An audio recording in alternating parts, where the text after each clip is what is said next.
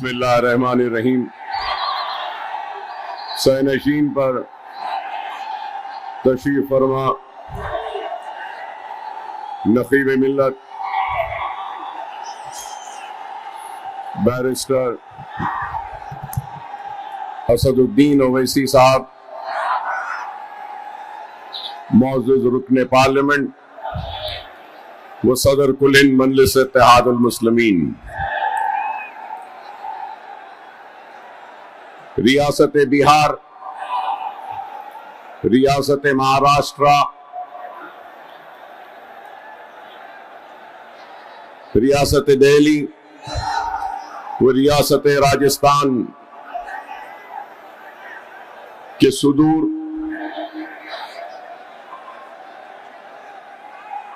नौ मुंतखब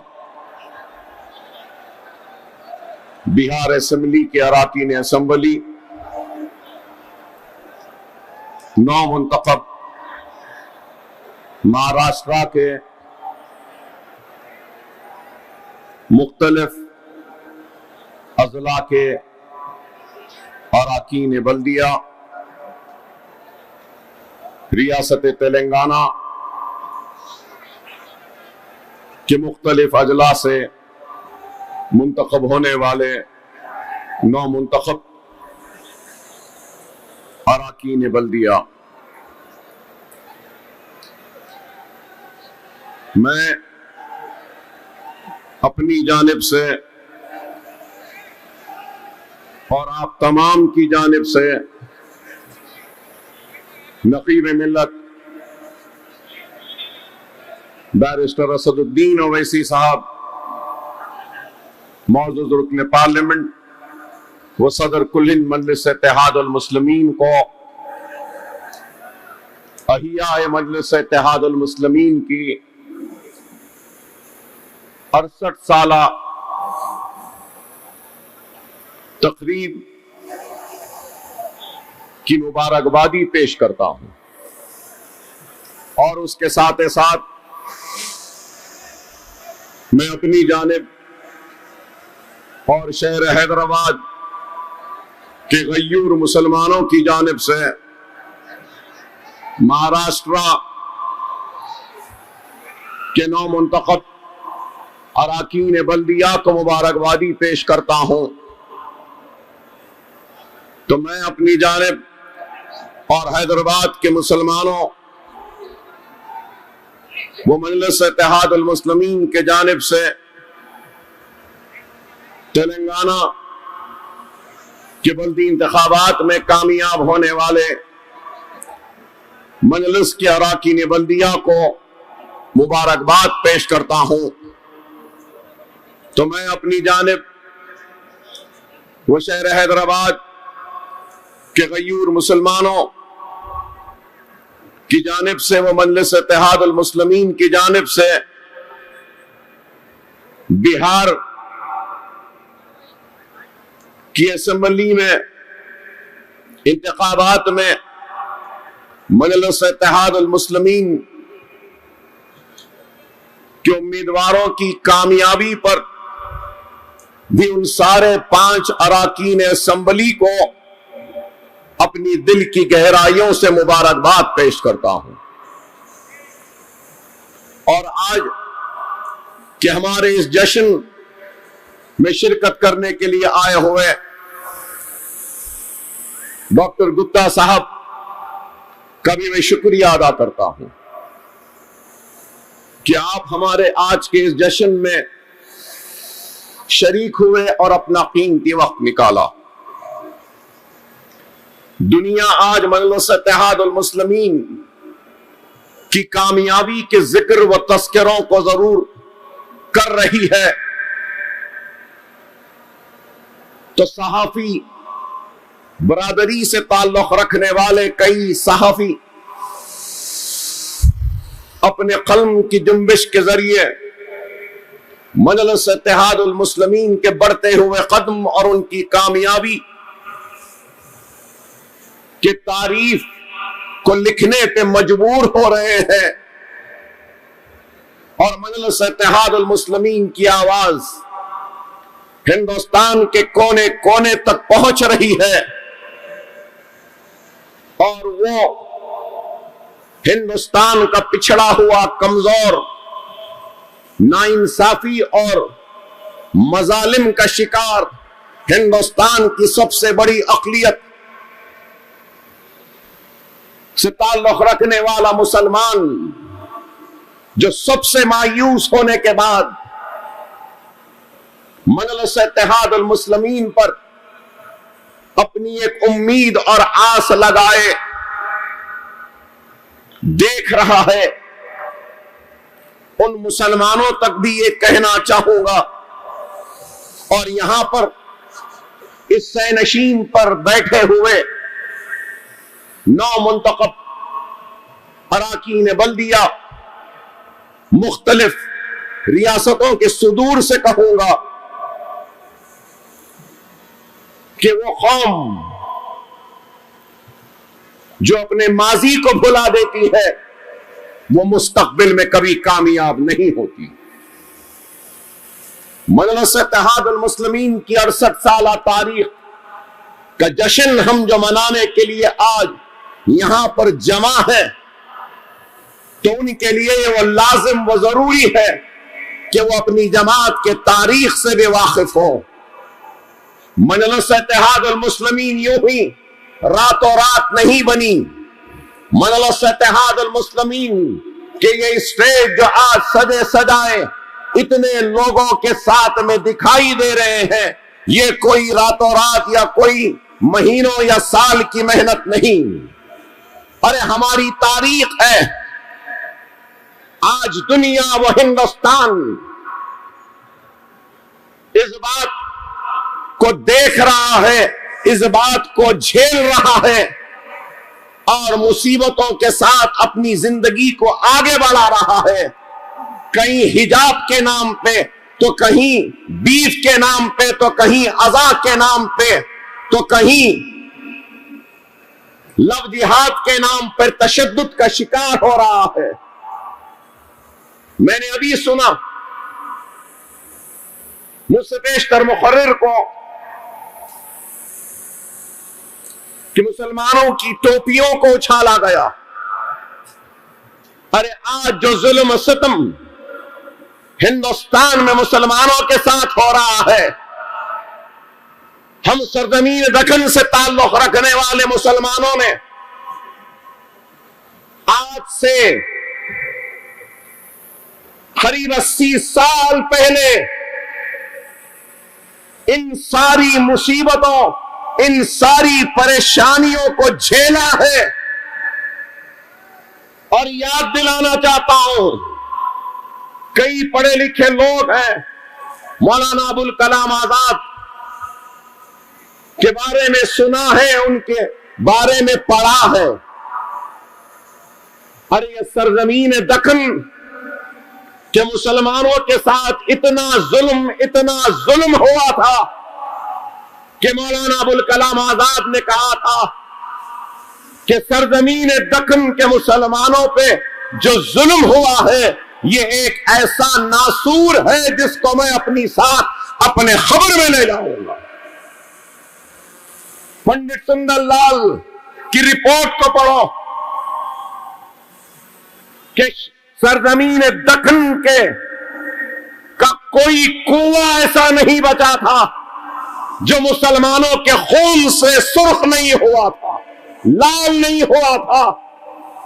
बोलियों में पानी कम था, मुसलमानों की तैरती हुई लाशें थी। हमारा तख्त ताज अजायब घर की जीनत बन चुका था। हमारे लहलाते हुए खेतियां उजड़ चुकी थी। हमारी मां और बहनों की इस्मतें लुट रही थी। हमारे सर की टोपियों को उंगलियों पे उछाला जाता था। हमारे दाढ़ियों को काटा गया। हमारी मां और बहनों की छातियों को काटा गया।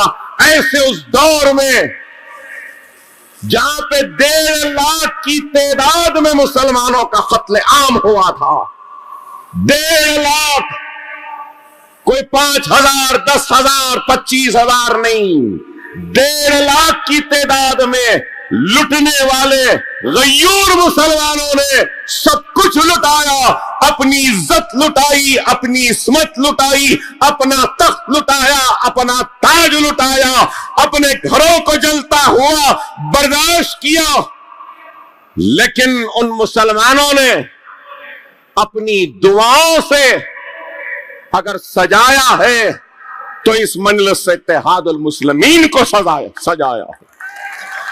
ये मजलिस यूं ही नहीं बनी,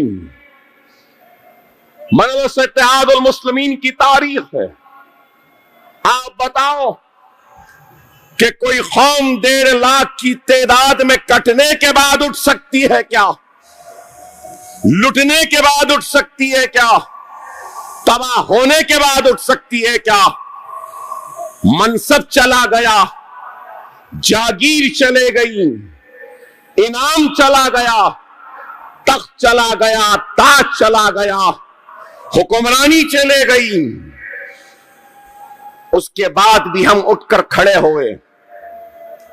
मजलिस इत्तेहादुल मुस्लिमीन के अहिया का दिन है 2 मार्च। लेकिन हम आज अहिया मजलिस का जश्न मना रहे हैं आगे बढ़ाकर। उसकी वजह यह है कि 2 मार्च को रमजान का महीना होगा और हम अपने इस जश्न के हिस्से में आपकी कामयाबी को भी शामिल करना चाहते थे। इसलिए हमने ये तकरीब, इस जश्न, इस जलसे का एहतमाम किया। मजलिस इत्तेहादुल मुस्लिमीन का जब अहिया हुआ 2 मार्च को, तो हैदराबाद की तारीख में इतना बड़ा जलसा नहीं हुआ जो 2 मार्च को पिसल मंडे के इलाके में मजलिस इत्तेहादुल मुस्लिमीन के मरूम सदर मौलाना अब्दुल वाहिद ओवैसी, जिन्होंने मजलिस का अहिया किया था, अपने बाग में जलसा किया। और आपको सुन के हैरत होगी कि लोग अपने साथ अपनी चादर लेकर आए, कोई शतरंजी लेके आया, कोई पानी लेकर आया, कोई झाड़ू लेकर आया, और वहां पे लोग जमा हुए और मजलिस इत्तेहादुल मुस्लिमीन के अहिया का ऐलान हुआ। मजलिस इत्तेहादुल मुस्लिमीन के आमिला होती है, एग्जीक्यूटिव बॉडी होती है, लेकिन हुकूमत के प्रेशर और हुकूमत के दबाव में मजलिस के जो आमिला थे और मजलिस के अराकीन शूरा होते हैं, अराकीन शूरा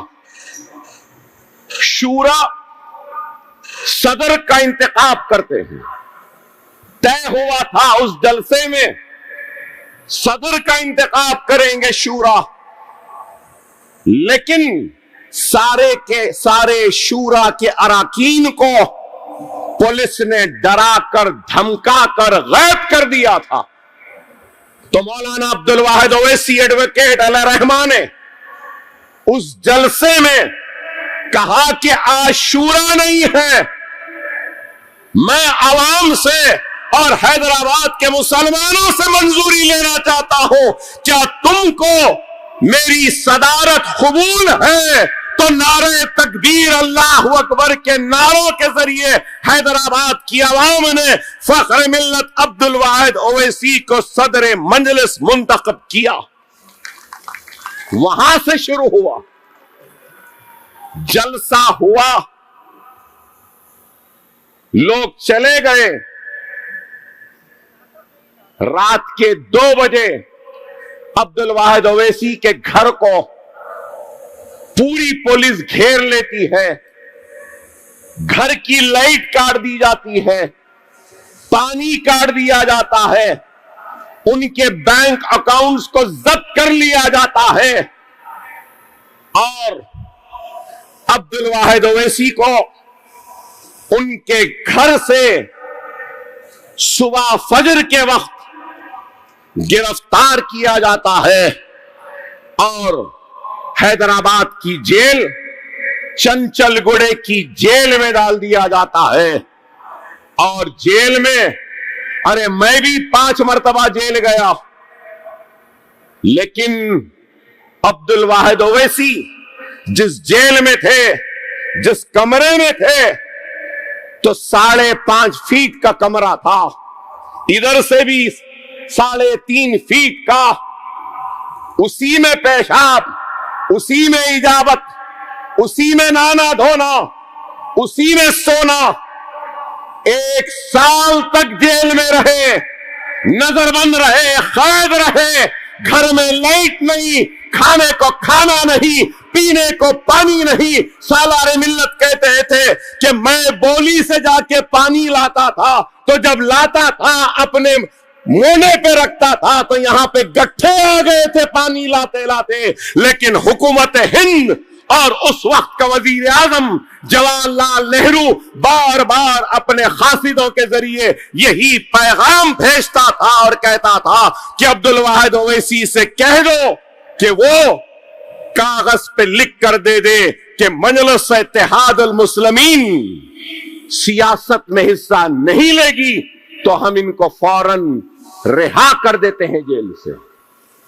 अब्दुल वाहिद ओवैसी जब जेल में गए तो जाते जाते अपने नौजवान बेटे को मजलिस इत्तेहादुल मुस्लिमीन का सदर बनाते हैं।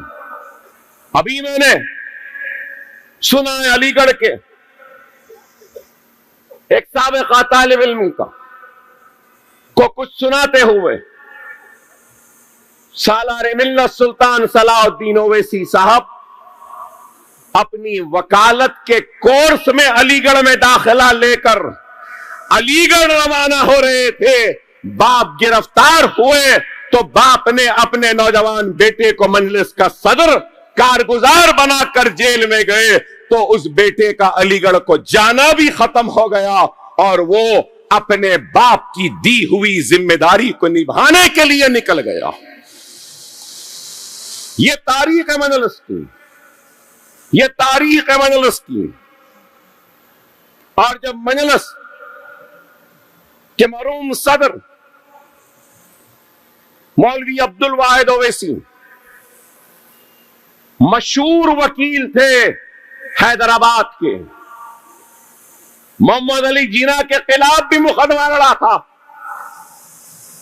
और अल्हम्दुलिल्लाह हैदराबाद की तारीख है कि मजलिस के मरूम सदर अब्दुल वाहिद ओवैसी ने एक मुकदमे में जिन्ना को भी हराया था। तो निजाम दक्कन ने अपने पट पे ऐसे मार के कहा कि हां, मेरी रियासत में भी है जो जिन्ना को शिकस्त दे सके। हम उस जमात के मरूम सदर की बात कर रहे हैं जिसकी वकालत इतने उरूज पर थी कि हैदराबाद के कोर्ट में लोग कहते थे कि चिट भी ओवैसी साहब की, पट भी ओवैसी साहब की। ये आलम था। वहां से शुरू हुआ। 1 साल तक जेल में कड़ाके की सर्दी को बर्दाश्त किया, बरसते हुए बादल के थपेड़ों को बर्दाश्त किया, तो चिलचिलाती हुई गर्मी की तपिश को बर्दाश्त किया।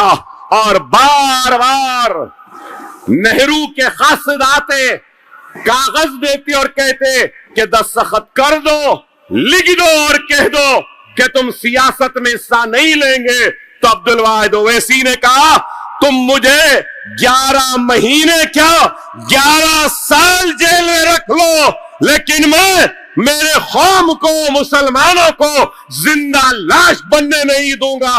मजलिस सियासत में हिस्सा लेगी, जरूर लेगी और बराबर लेगी। वो अज़्म था, वो हौसला था, वो जुनून था, वो ईमान था कि आज आपको, हमको मजलिस इत्तेहादुल मुस्लिमीन नसीब हुई।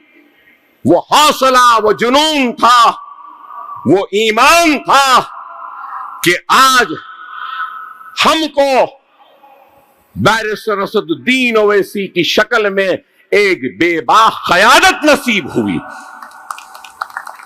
अगर वो जोश, वो जज्बा, वो जुनून, वो ईमान, वो इखलास, वो जज्बा ना होता तो आज ये दिन ना होता।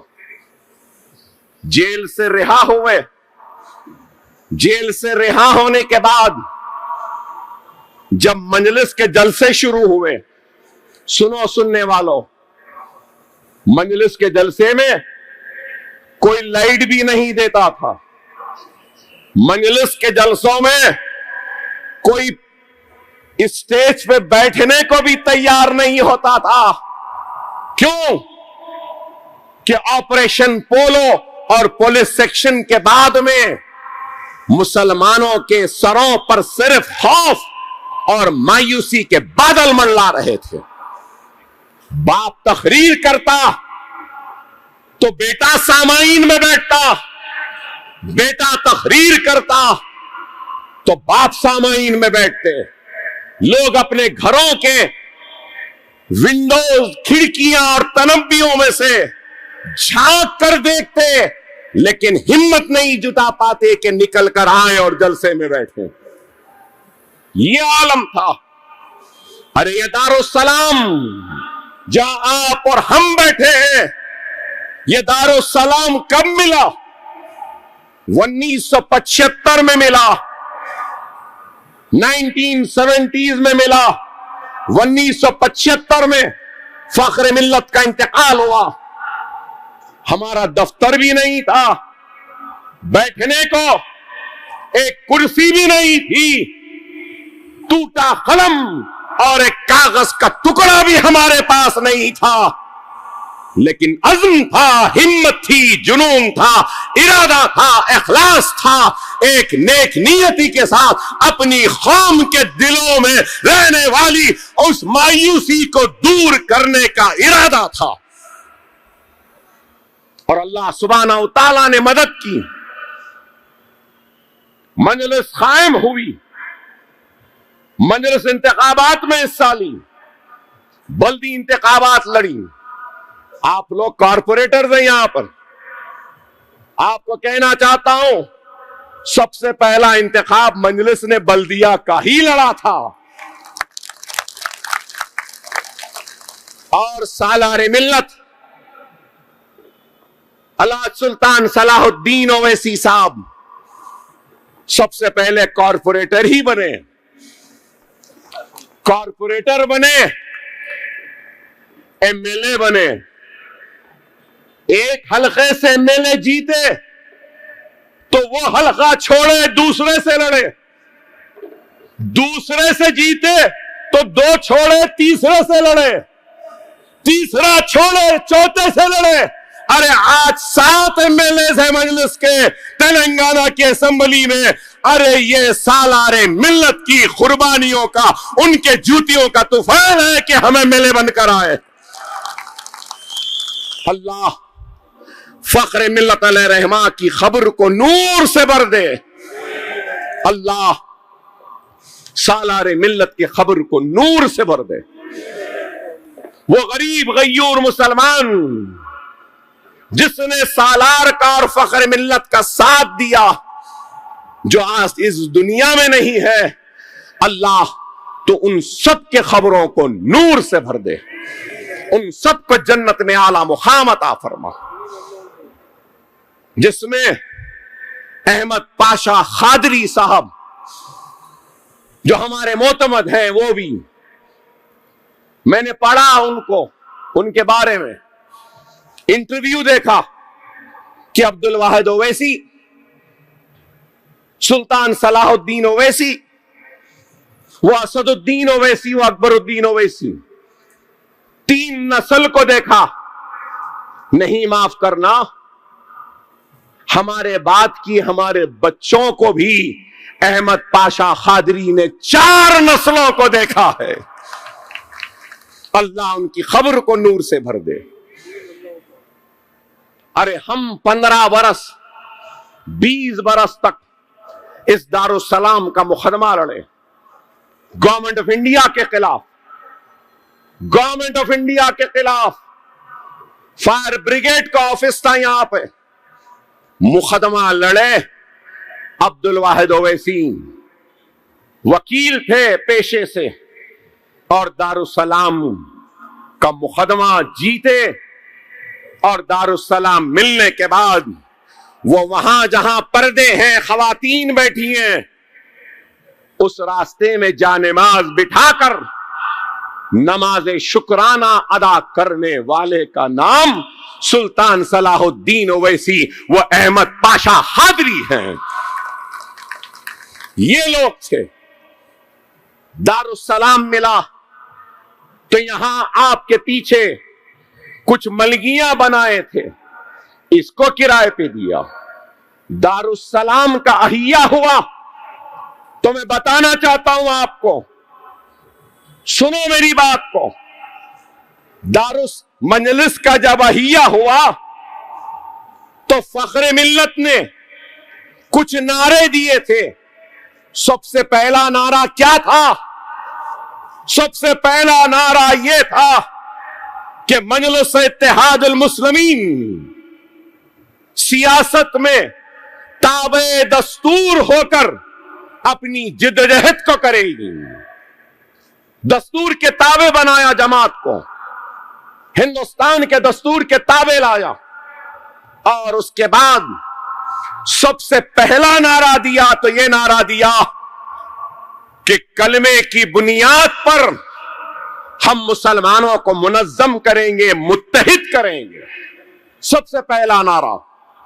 दूसरा नारा, मुसलमानों की तालीमी पसमानदगी को दूर करेंगे।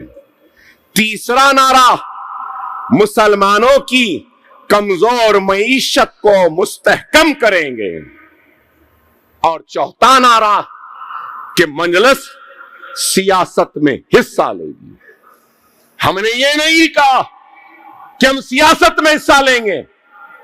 और आज आप और हम जिस दारुसलाम में खड़े हैं, बेशक ये मजलिस इत्तेहादुल मुस्लिमीन का, कुल हिंद मजलिस इत्तेहादुल मुस्लिमीन का सदर दफ्तर है।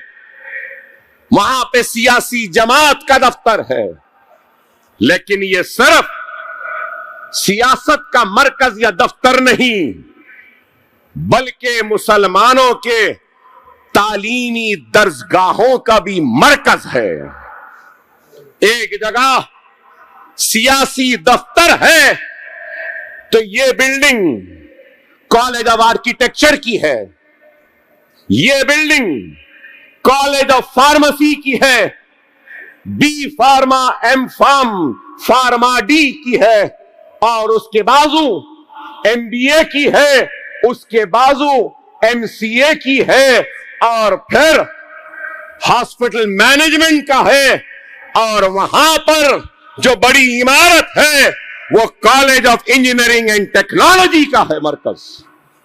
तालीमी दर्जगाह का मरकज बनाया, दारुसलाम को हासिल किया। तो सबसे पहले क्या किया हमने मालूम आपको? वो वहां, वो सामने वो सफेद इमारत दिख रही है, वो उस इमारत में एक स्कूल का आगाज किया था अब्दुल वाहिद ओवैसी ने। वहां स्कूल, और उस स्कूल की प्रिंसिपल कौन थी मालूम आपको? आपको सुन के आप शायद हंसेंगे भी। आप लोगों ने मशहूर अदाकारा का नाम सुना होगा, फरानाज व तबस्सुम तब्बू का। हाँ, फरानाज वो तब्बू तबस्सुम कभी इसी दारुसलाम में खेला करती थी, कूदती थी। उनकी वालिदा वो स्कूल की प्रिंसिपल हुआ करती थी, नानी उनकी नानी। तो मजलिस ने यह काम किया, वहां पे स्कूल, और यहां पे अभी हमने थोड़े दिन पहले एक बिल्डिंग मखदूश हो गई थी, उसको गिराया। वहां पे आईटीआई का सेंटर हमने बनाया था।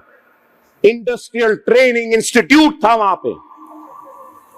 और आज हमारा यह दफ्तर है, ये तालीमी इदारे हैं।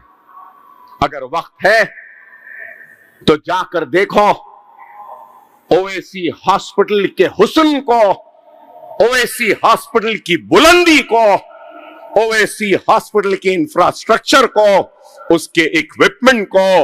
1200 बिस्तर का दवाखाना आज मजलिस इत्तेहादुल मुस्लिमीन का है। मेडिकल कॉलेज है, पोस्ट ग्रेजुएट स्टडीज है, सुपर स्पेशलिटीज है। और फिर एक नहीं, एक और दवाखाना है चार मीनार के दामन में, 2000 बिस्तर का दवाखाना है, असरा हॉस्पिटल। रोजाना सिर्फ ओपीज जो है वो 4500 का आउट पेशेंट है हमारे दोनों दवाखानों के। नॉर्मल डिलीवरी फ्री, कैटरैक्ट का operation free, with lens with specs, और जनरल वार्ड फ्री है 3 टाइम के खाने के साथ। अरे बताओ, जिस जमात के पास एक कागज का टुकड़ा और टूटा कलम नहीं था, वो जमात के पास आज करोड़ों के असासे हैं। तो इन असासों का मालिक असदुद्दीन ओवैसी, अकबरुद्दीन ओवैसी नहीं है। यह असासों का मालिक मुसलमान है और आप हैं, और आपकी अमानत है। इन अमानत की हिफाजत करने वाले चपरासियों, वो चौकीदारों, वो मुहाफिजों का नाम असदुद्दीन और अकबरुद्दीन ओवैसी है। ये हमारी मिल्कियत नहीं। फख्र मिल्लत के बाद सालार को नहीं मिला, सालार के बाद असदुद्दीन ओवैसी, अकबरुद्दीन ओवैसी को नहीं मिला। असदुद्दीन ओवैसी, अकबरुद्दीन ओवैसी के बाद भी हमारी औलाद को नहीं मिलेगा। ये कौम की अमानत है, मिल्लत के असासे हैं। अल्लाह इसका मालिक है और अल्लाह ने हमको मुंतखब किया है इसकी हिफाजत करने के लिए। मालिक आप हैं, मालिक आप हैं। हैदराबाद का मुसलमान इसका मालिक है, और अब हिंदुस्तान का हर मुसलमान भी इसका मालिक है। महाराष्ट्र का मुसलमान भी मालिक है, उत्तर प्रदेश का मुसलमान भी मालिक है, दिल्ली का मुसलमान भी है। यह तुम्हारी मिल्कियत है, यह तुम्हारी अमानत है, जिसकी हिफाजत हम कर रहे हैं। जब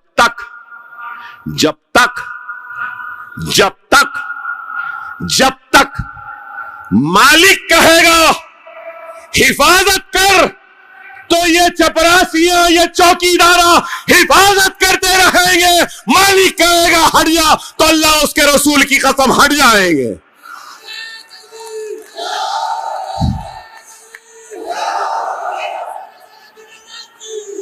ये आपकी अमानत है। मैं नाम लेना नहीं चाहता, अब नहीं है दुनिया में। कश्मीर के बहुत बड़े मजहबी रहनुमा, वो लीडर असद साहब जब लंदन में थे, बैरिस्ट्री पढ़ रहे थे, मैं अपने वालिद के साथ रहता था। वो दारुस्सलाम को आए थे इन्हीं सीढ़ियों पर, वहां पे सीढ़ियां हैं। सालार ने मुझसे कहा, मियां ले जाओ इनको ओवैसी हॉस्पिटल बताओ, इनको असरा बताओ, इनको ये कॉलेजेस बताओ, मेरिटोरियस स्टूडेंट से मुलाकात करवाओ, हमारे इक्विपमेंट बताओ, हमारा ट्रीटमेंट कैसा हो रहा बताओ। सब देखे सुबह से दोपहर तक। 1:30 बजे दारुस्सलाम आए, सालार से मुलाकात हुई। मिल लिए, मिलकर जा रहे थे। तो मुझे आज भी याद है, मैं नौजवान था, बहुत नौजवानी थी, जोश था, जुनून था, अजीब गुस्सा था। इस सीढ़ियों से उतर रहा था तो उन्होंने मुझसे पूछा, कश्मीर के थे, उन्होंने कहा, अकबर साहब, मैं आपसे ये पूछना चाहता हूं कि हिंदुस्तान के आजादी के बाद मसाइल मुसीबतों के शिकार हिंदुस्तान के दो हिस्से के लोग हुए, एक कश्मीर, दूसरा हैदराबाद।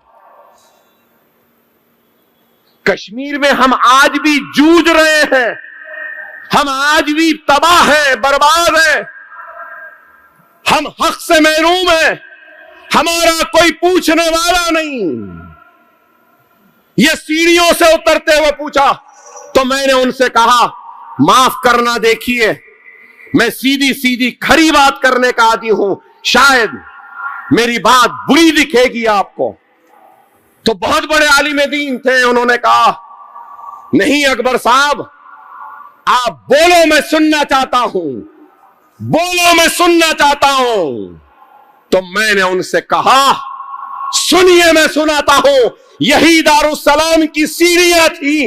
मैंने उनसे कहा, हम तख्त को लुटाए, हंसते रहे, ताज को लुटाए, मुस्कुराते रहे, इज्जत को लुटाए, हम हंसते रहे, इस्मत को लुटाए तो आंसू नहीं बहाए। हमने बस्तियों को जलाया तो कभी मातम नहीं किया, छातियां कटी तो हमने गुस्से का इजहार नहीं किया, हमारी दाढ़ियां कटी, हमारे सर की टोपियां उछली, लेकिन हम अल्लाह से मायूस नहीं हुए, इसलिए कि हमने तख्त को लुटाया, ताज को लुटाया, इस्मत को लुटाया, आबरू को लुटाया, घर को लुटाया, सब कुछ लुटाया, इसलिए कि हमारी नजर में तख्त व ताज, इज्जत व इस्मत, आबरू व महलात से बढ़कर कोई चीज थी तो वो हमारा ईमान था।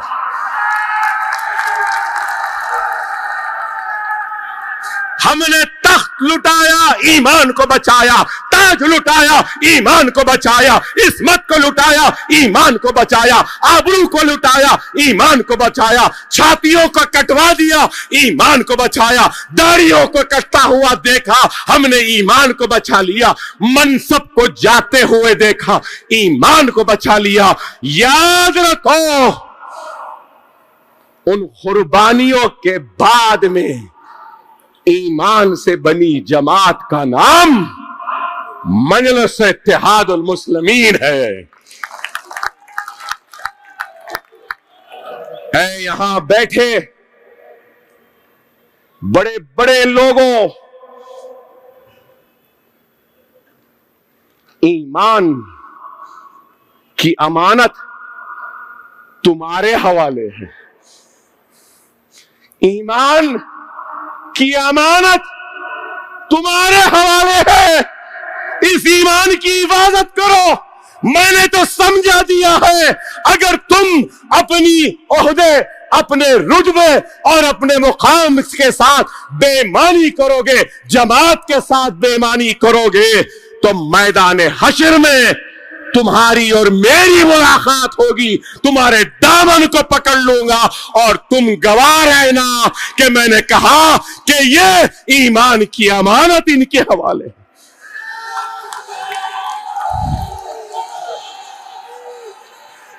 खुदारा समझ लो, ये मनसब, ये ओहदा, ये कुर्सी अल्लाह की बहुत बड़ी देन है। इस देन की कदर करो, जमात से वफादारी करो। ये जमात यूं ही नहीं बनी, लोगों ने बहुत कुछ कहा है, बोला है। कई लोग बोलते हमारा खून दे देंगे, पसीना दे देंगे, दौलत दे देंगे। यहां पे बैठे मेरे भाइयों और बहनों, इस जमात को हमने अपने खून और पसीने से सैंचा है। बहुत कम लोग होंगे,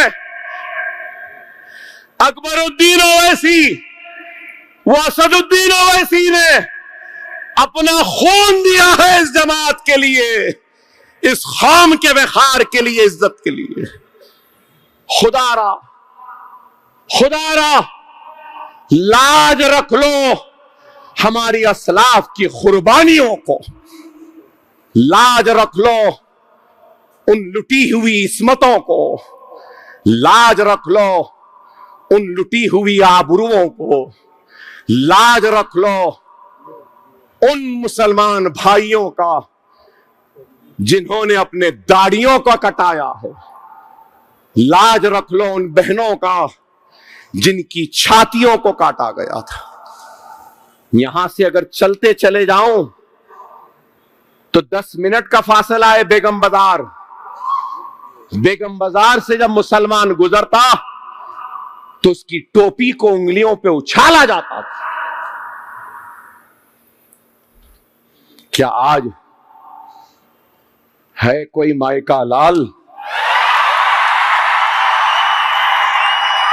सरजमीन दखन में हमारी टोपी को उछालने की हिम्मत रखने वाला? कोई मां का जना नहीं है अभी पैदा हुआ।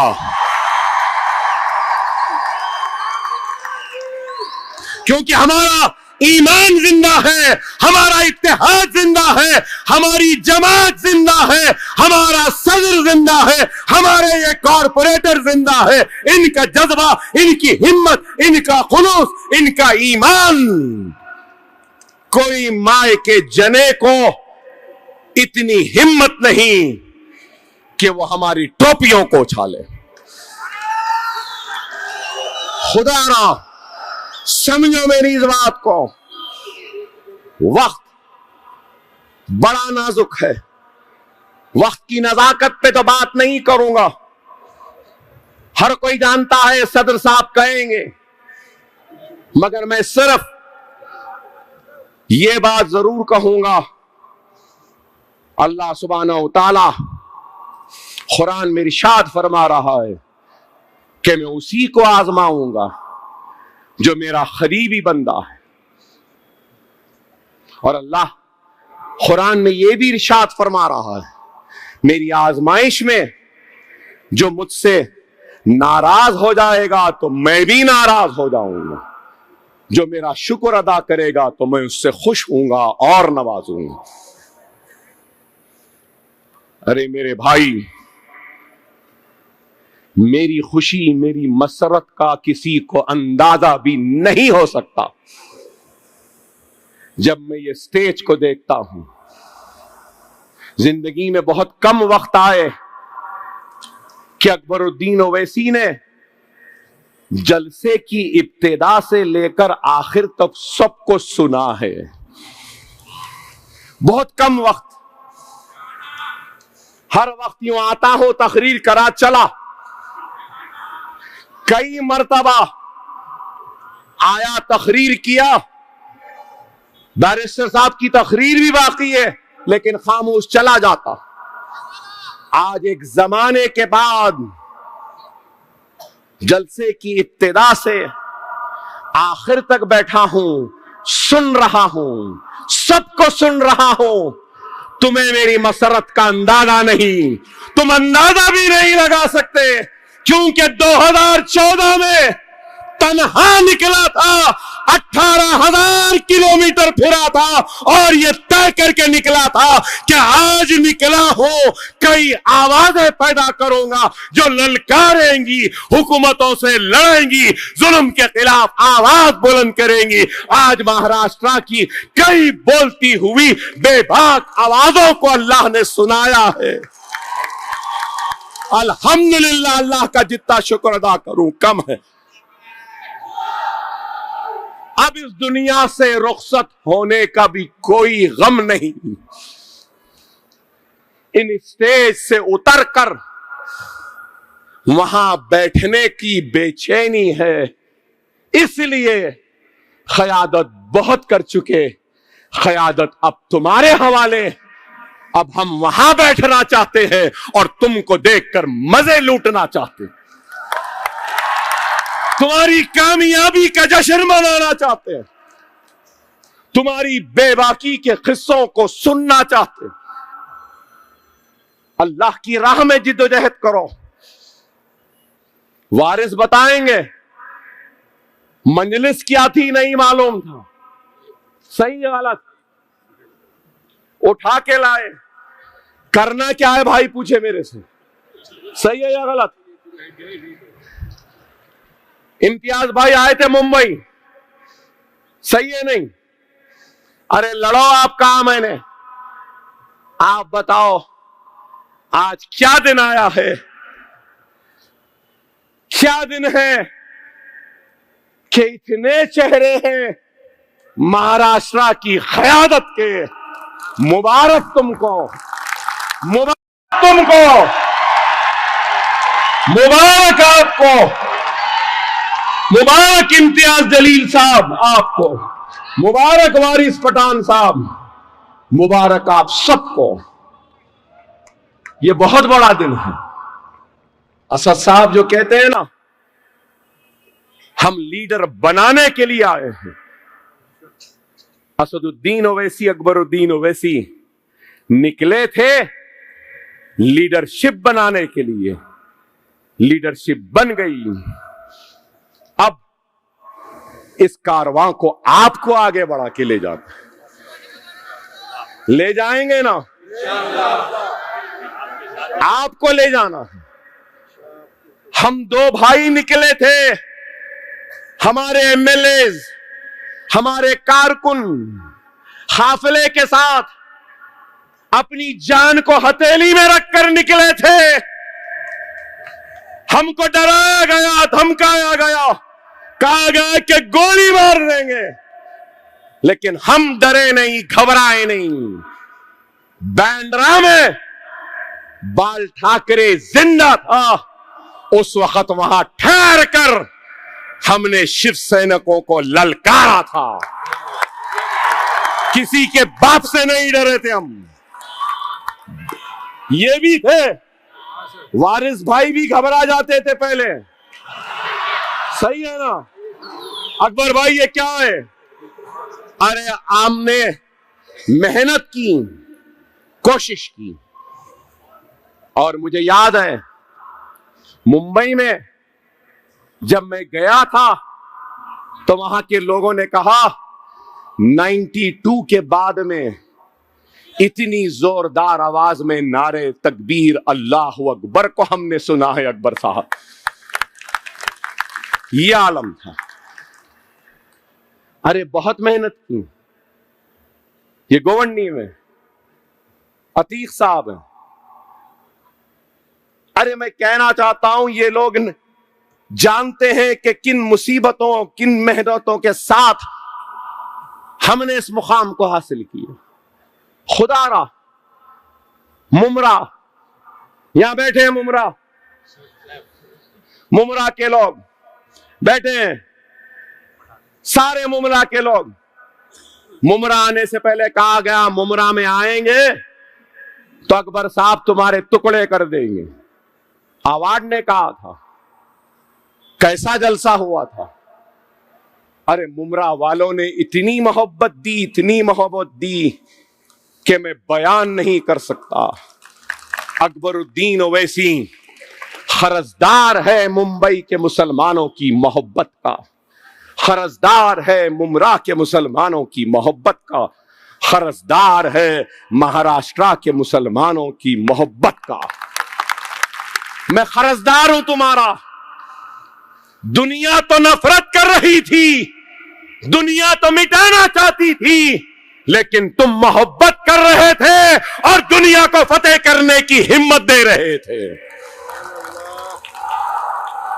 आपकी मोहब्बत पे कुर्बान। अरे बड़ी मेहनतों के बाद यह मुकाम हासिल हुआ। खुदारा समझो, हर वक्त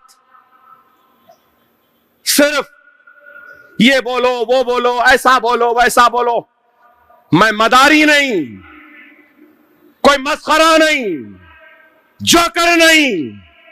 मैं अपनी कौम, अपने मिल्लत का दर्द लेकर घूमता हूं इस सीने में, और दर्द मेरा मेरी जबान पे अल्फाज की तरह आपकी शक्ल में, खिताब की शक्ल में आपके सामने आता है।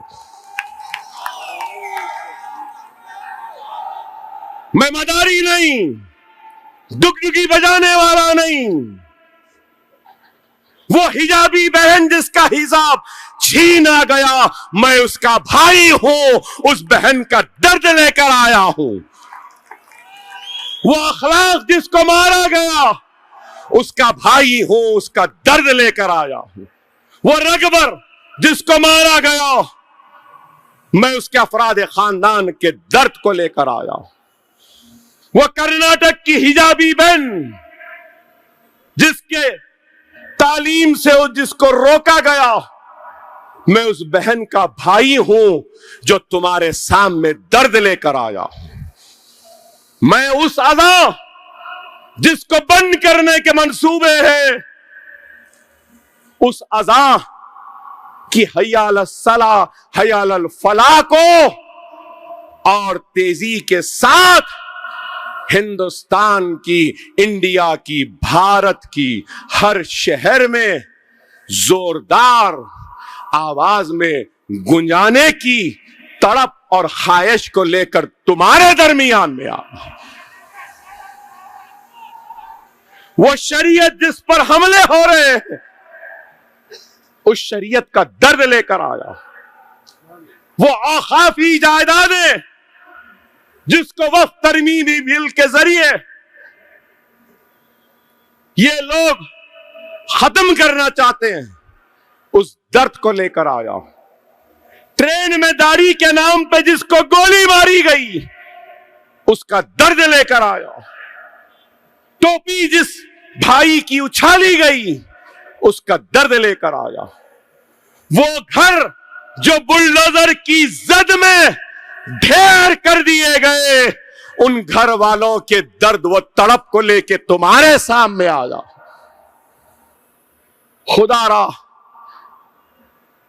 उनका दर्द मेरी आवाज और मेरे खिताब की शक्ल में तुम्हारे सामने है। सिर्फ एक ही बात कहता हुआ रुखसत हो जाऊंगा, ऐ जालिम, तू कितना जुल्म करना चाहता है कर ले, जितना जुल्म करना चाहता है कर ले। दुनिया अब यह देखेगी कि जालिम जुल्म करते करते थकता है या मजलूम खुशी खुशी जुल्म को सहता है और अपने सर को नहीं झुकाता है। क्या तुम जालिम के सामने झुकोगे? आवाज ही नहीं। ऐ मजलूम मुसलमान, क्या तू जालिम के जुल्म के खिलाफ झुकेगा? क्या तू जुल्म के आगे थकेगा? क्या तू जुल्म को आगे अपनी आवाज को कमजोर होने देगा? ऐ जालिम, तू जुल्म करते करते थक जाएगा। हम जुल्म सहते सहते झुकेंगे नहीं।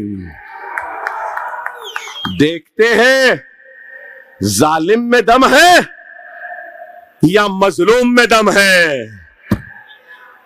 50,000 फिसादात में हम नहीं झुके, हम नहीं दबे, हम नहीं डरे। अब ये 2 पैसे का चाय वाला डराएगा, नहीं डरा सकता। डर और मुसलमान एक साथ नहीं चलते। बहुत आए बहुत गए, ये भी चला जाएगा। हम कहीं नहीं गए, नहीं जाएंगे।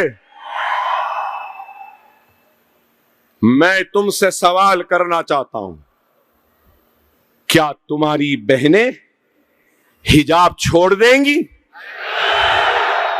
क्या तुम अज़ाओं से, मसाजिद से अज़ा की आवाज को बंद होने दोगे? क्या तुम हिजाब के नाम पे बेटी को पढ़ने से महरूम करने दोगे? क्या बीफ के नाम पर तुम हमको मारने दोगे? क्या तुम मरोगे? अरे दीवानों, ऐ जालिम, ना मेरी बहन हिजाब छोड़ेगी, ना मेरे इमाम मसाजिद से अज़ान को रोकेंगे, ना मेरा मुसलमान शरीयत से दूर होगा, ना मेरा मुसलमान भाई सुन्नत रसूलुल्लाह से दूर होगा। हम खाना नहीं छोड़ेंगे, जो चाहे खाएंगे, जो चाहे पहनेंगे। ना हम फर्ज छोड़ने तैयार है, ना सुन्नत छोड़ने तैयार है, ना हम नफिल छोड़ने तैयार है, ना हम हिंदुस्तान छोड़ने तैयार है। ये मुल्क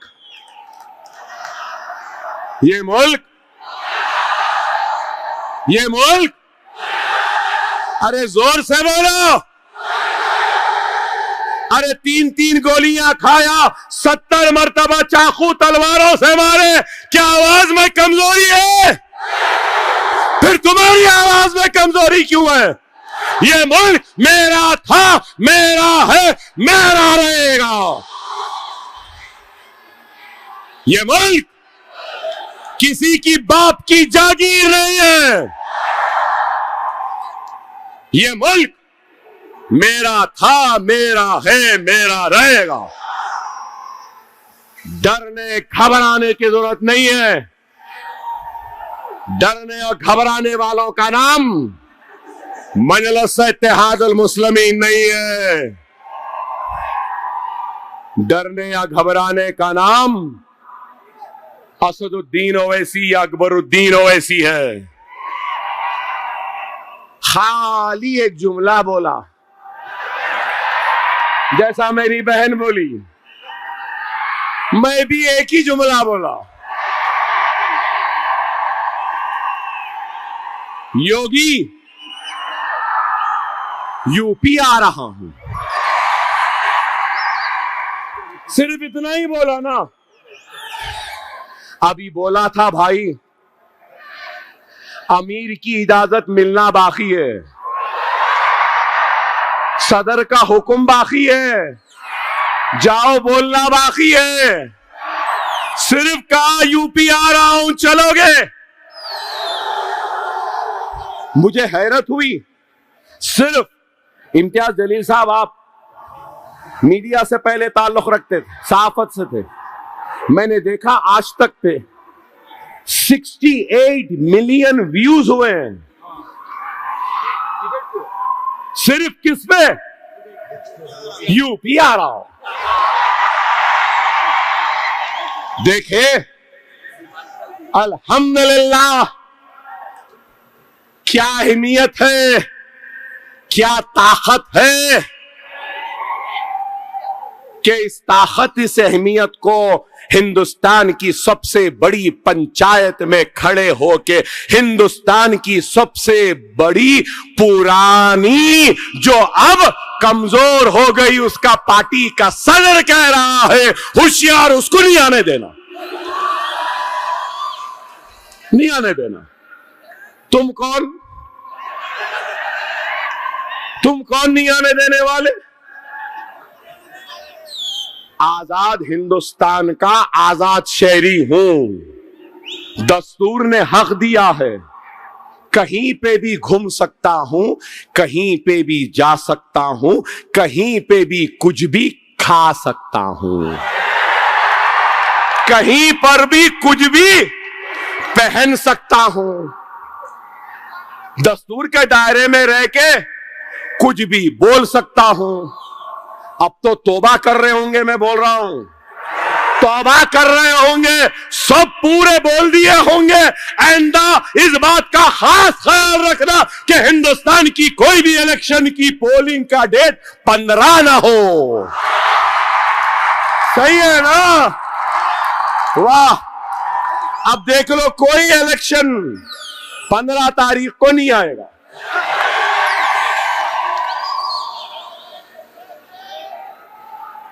कोई भी कितनी भी प्लानिंग कर लो, अल्लाह इज द बिगेस्ट प्लानर। यही है ना?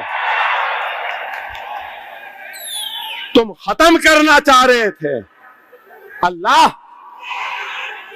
आपको मालूम, अल्लाह 2 मरतबा मुस्कुराता, अल्लाह 2 मरतबा मुस्कुराता।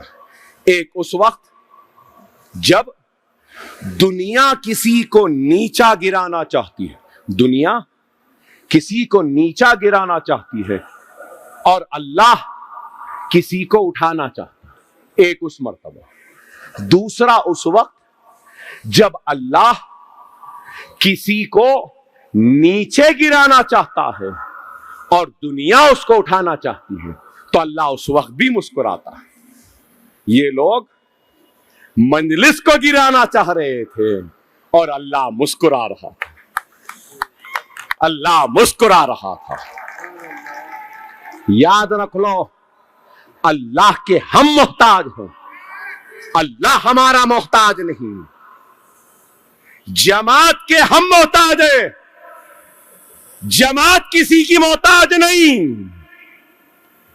अब्दुल वाहिद ओवैसी नहीं, सालार मिल्लत नहीं, कल को असदुद्दीन ओवैसी, अकबरुद्दीन ओवैसी, इम्तियाज जलील या फिर हमारे बिहार के अख्तरुल ईमान नहीं रहेंगे, हम नहीं रहेंगे।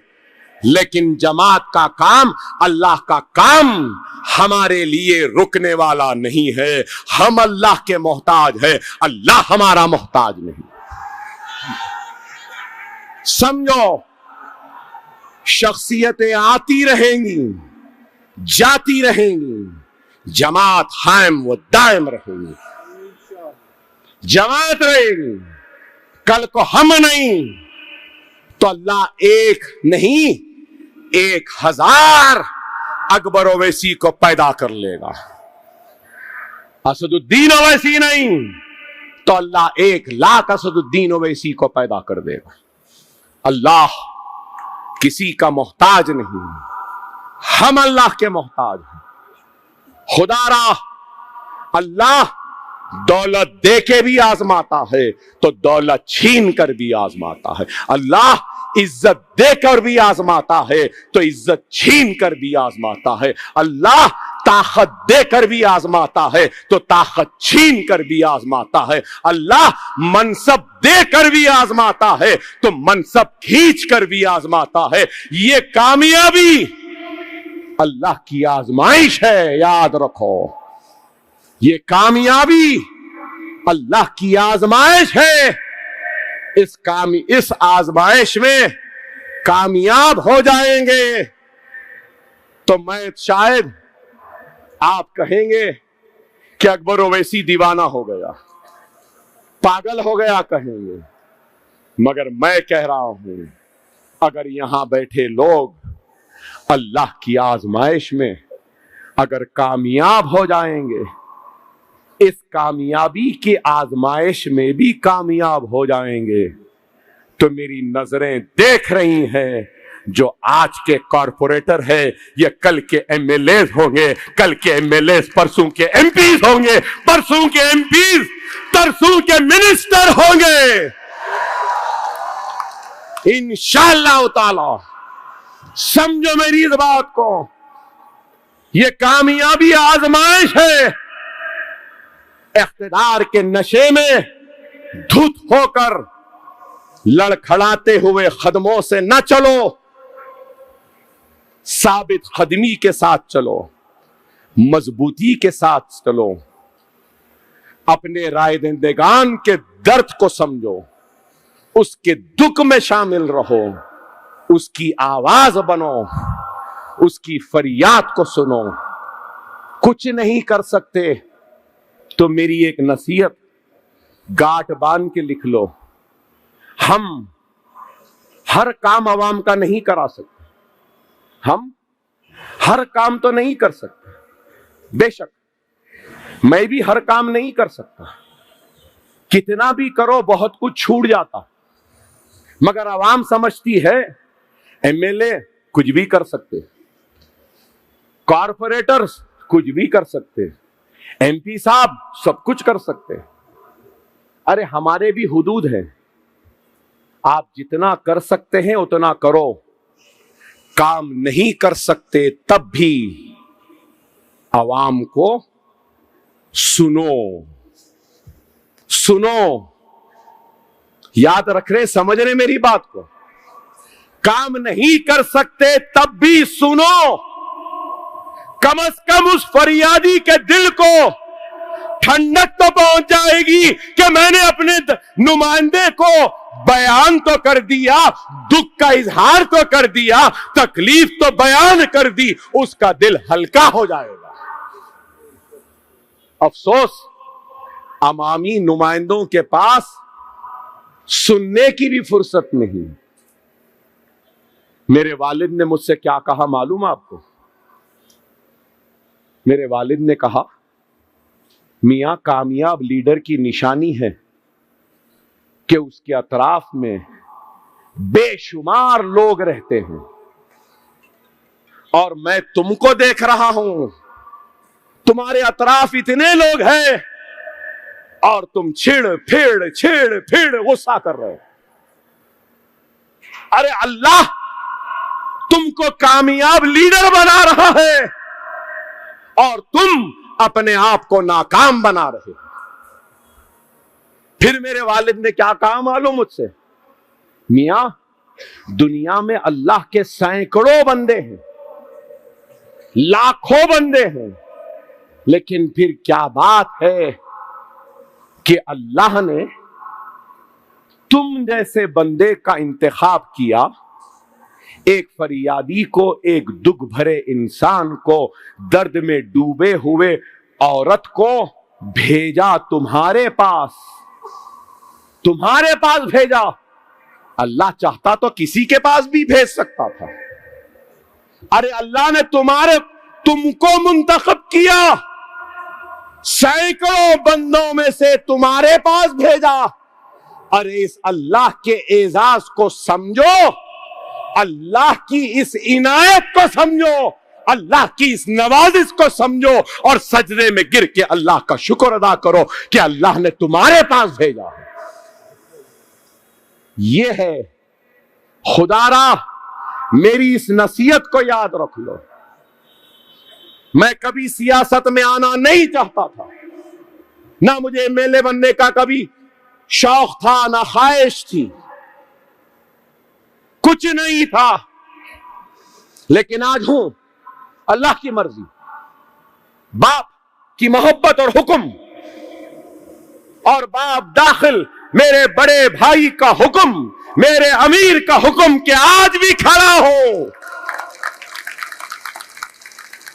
इताअत अमीरी में ही कामयाबी है, याद रखो। बड़ों के एहतराम व इज्जत में ही कामयाबी है। खुदारा काम करो, मेहनत करो, कोशिश करो, बाकी अल्लाह पे छोड़ दो। अल्लाह कामयाबी देगा, अल्लाह जिससे चाहे उससे काम ले ले। ये जमात आपकी है मेरे प्यारे मुसलमान भाइयों। महाराष्ट्र व तेलंगाना की आवाम, बुजुर्गों, नौजवान साथियों, पर्दानशीन, इज्जत माब बहनों, बिहार के मेरे प्यारे मुसलमान भाई बहन, आप तमाम का शुक्रिया, आप तमाम का एहसानमंद, आप तमाम का ममनून कि आपने मजलिस इत्तेहादुल मुस्लिमीन के हक में अपने वोट का इस्तेमाल किया। मैं आवाम को इन सब की तरफ से इस बात का यकीन दिलाना चाहता हूं कि हम आपके साथ खड़े थे, खड़े हैं और खड़े रहेंगे। आपके दुख और दर्द में आपके साथ थे और रहेंगे। आपकी आवाज बनकर हम जालिमों के जुल्म के खिलाफ आवाज को बुलंद करेंगे। हम आपकी हिम्मत बनके हम आपकी हक की लड़ाई लड़ेंगे। अल्लाह आपको, हमको, सबको कामयाबी और कामरानी अता करे। अल्लाह से दुआ है कि अल्लाह जिन उम्मीदों के साथ हमारी अवाम ने हम पे भरोसा किया है मौला, इनकी उम्मीदों पे कामयाब और कामरान उतरने की तौफीक, वो हिदायत हमको अता फरमा। ऐ अल्लाह अवाम की खिदमत करने का जज्बा हम में पैदा कर दे। ऐ अल्लाह जब कभी भी हमारे कदम लड़खड़ाए तो मौला तू अपने फरिश्तों को भेजकर हमारे लड़खड़ाते हुए कदमों में इस्तिकामत पैदा कर दे। ऐ अल्लाह जब कभी भी हमारी आवाज कमजोर पड़े तो मौला तो इस आवाज में एक नई ताकत दे दे। ऐ अल्लाह हमारी बस्तियों की हिफाजत फरमा। ऐ अल्लाह हमारे बहनों के हिजाब की हिफाजत फरमा। ऐ अल्लाह हमारी शरीयत की हिफाजत फरमा। ऐ अल्लाह हमारे मसाजिदों की हिफाजत फरमा। ऐ अल्लाह बुलडोजरों से हमारे बस्तियों की हिफाजत फरमा। ऐ अल्लाह हम गुनहगार हैं मौला, तू हमारे गुनाहों को न देख मौला। ऐ अल्लाह हमसे बेशक बहुत सी गलतियां हुई हैं मौला, तुझे वास्ता मोहम्मद मुस्तफ़ा सल्लल्लाहु अलैहि वसल्लम का हमारे गुनाहों पे हमको माफ़ी दे दे। ऐ अल्लाह तुझे वास्ता खुलफाए राशिदीन का, ऐ अल्लाह हमारे गलतियों पे हमको माफ़ी दे दे। ऐ अल्लाह तुझे वास्ता अहले बैत का, ऐ अल्लाह हमको माफ़ी दे दे। ऐ अल्लाह हमारे हाल पे रहम फरमा मौला। ऐ अल्लाह हमारे हाल पे रहम फरमा मौला। अरे जालिम जुल्म कर रहा है सिर्फ इसलिए कि हम ला इलाहा इल्लल्लाह मुहम्मदुर रसूलुल्लाह कलमा पढ़ने वाले हैं। ऐ अल्लाह तू जालिम को शिकस्त दे दे। ऐ अल्लाह तुम मजलूम को कामयाबी वो कामरानी अता फरमा। ऐ अल्लाह तू जालिमों का खात्मा कर दे। ऐ अल्लाह हमारे हौसलों को कमजोर होने न दे। ऐ अल्लाह हंसते हंसते तेरी राह में शहीद होने के जज्बे से हमको सरसार कर दे। ऐ अल्लाह हमको ताकत दे, हमको क़ुव्वत दे कि हम अपनी जमात की हिफाजत करें। ऐ अल्लाह मजलिस को कामयाबी और कामरानी अता फरमा। ऐ अल्लाह सदर मजलिस बैरिस्टर असदुद्दीन ओवैसी की हिफाजत फरमा, उनको सेहत दे, लंबी उम्र दे। ऐ अल्लाह महाराष्ट्र के सदर इम्तियाज जलील की हिफाजत फरमा, उनको सेहत दे, लंबी उम्र दे। ऐ अल्लाह बिहार के सदर अख्तरुल ईमान को तो लंबी उम्र दे, उनकी हिफाजत फरमा, उनको कामयाबी और कामरानी दे। ऐ अल्लाह बिहार के 5 MLA की तो हिफाजत फरमा, उनको कामयाबी दे, उनकी आल औलाद की तो हिफाजत फरमा, उनके घरों की हिफाजत फरमा। ऐ अल्लाह एक नौजवान निकला था एक नीयत के साथ, जज्बे के साथ मौला, मगर नहीं मालूम कि तेरी क्या मर्जी थी कि शिकस्त हुई मौला। इस आदिल नौजवान को तू एक नई हिम्मत, नया अज़्म दे कि वो आगे की लड़ाई और कामयाबी से लड़े। ऐ अल्लाह इस बंदे ने बहुत मेहनत की थी लेकिन शिकस्त हुई मौला, तू इसको कामयाबी दे।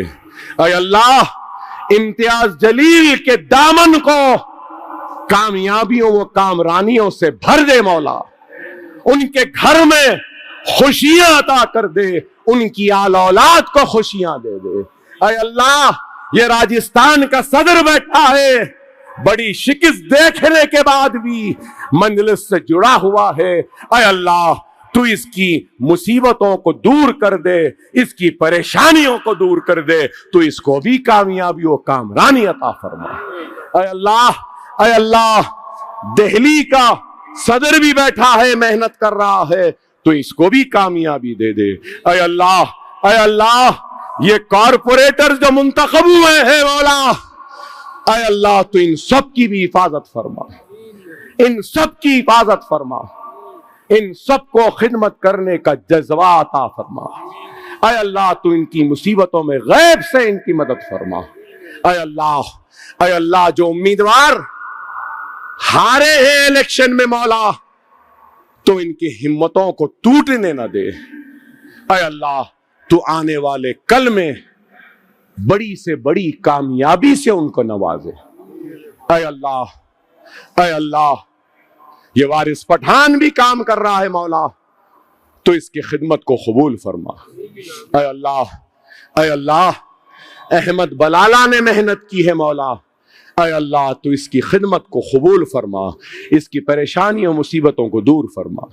अय अल्लाह, जब से बिहार का रुख हुआ है, माजिद हुसैन ने 100 मर्तबा बिहार आता रहा, जाता रहा, यूपी आता रहा, जाता रहा, अमीर के हुक्म पर, सदर के हुक्म पर जान को हथेली पे लिए मेहनत कर रहा है मौला, तो इसकी खिदमत को कबूल फरमा। अल्लाह, मेराज साहब ने मेहनत की है अल्लाह, तो इनके खिदमात को कबूल फरमा। अय अल्लाह, अय अल्लाह, मजलिस के सारे कायदीन जिन्होंने भी मेहनतें की हैं मौला, इनकी मेहनतों को कबूल फरमा। अय अल्लाह, अय अल्लाह, हमारे सदर नखीब मिल्लत की हिफाजत फरमा। अय अल्लाह, अय अल्लाह, हमारी मेहनतों को कबूल फरमा। अय अल्लाह, अगर इस खिताब में अगर कोई गलतियां हुई हैं तो मौला आइंदा के खुतबात में इन गलतियों को दूर फरमा, इन गलतियों को दूर फरमा। अय अल्लाह, हमको कामयाबी और कामरानी अता फरमा। अब वक्त है मेरे हदिये का, कहे का आज नहीं आने वाला था, बहुत दर्द है पेट में, सदर साहब का हुक्म हुआ आ गया, अमीर की इताअत है कि खड़ा हो दर्द में भी, तकलीफ में भी, मेरा हदिया है मुझे देना, जोरदार देना, इतनी जोरदार आवाज का जवाब, इससे जोरदार नारा तकबीर, नारा तकबीर, नारा तकबीर। मजलिस इत्तेहादुल मुस्लिमीन, मजलिस इत्तेहादुल मुस्लिमीन, बैरिस्टर असदुद्दीन ओवैसी, बैरिस्टर असदुद्दीन ओवैसी, हैदराबाद, महाराष्ट्र, बिहार, उत्तर प्रदेश, वो हिंदुस्तान के सारे मुसलमानों, जिंदाबाद, जिंदाबाद, जिंदाबाद। अल्लाह आप सबकी हिफाजत करे। वाखिरु दावाना अल्हम्दुलिल्लाहि रब्बिल आलमीन। अगर आपने अभी तक हमारा चैनल सब्सक्राइब नहीं किया तो हमारे चैनल को सब्सक्राइब कर